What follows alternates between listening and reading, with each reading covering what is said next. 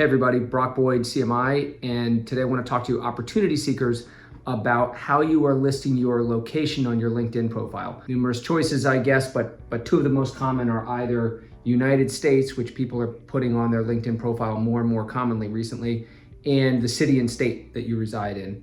And let's talk about the pros and cons here. The cons, for the people putting United States, they're probably thinking I'm making myself eligible for anything, anywhere.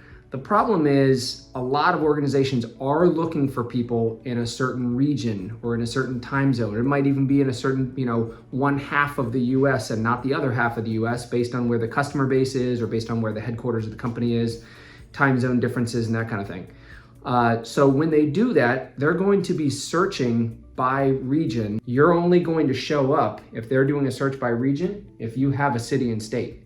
If you have United States, you're not going to show up. So if they put in any kind of desired location for the candidate to reside and you have United States, you're not showing up. You're only showing up if they don't place one or if their only criteria is United States as a whole. Now, of course, in my view, you are taking yourself out of the running potentially, or at least you're having people not see you for a lot of opportunities by doing this. Now, I understand why people are doing it. It's probably for a variety of reasons.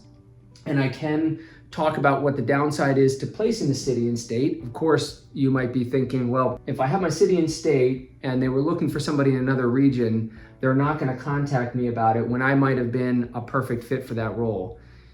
In the end, if they're open to someone outside of that region, they're likely to be looking outside of that region. So I think that the downsides from placing city and state are lower than the downsides of placing United States. Not to mention that the person who's doing the research and the outreach is going to look at this and think this is going to be something I'm going to have to untangle. Unless the company has a genuine, fully remote, don't care where you are relative to your territory, your customer base, the headquarters of the company, etc., then they're going to look at this as a challenge that they're going to have to untangle and figure out. And they might just move on to somebody who they more simply already know this on the front end.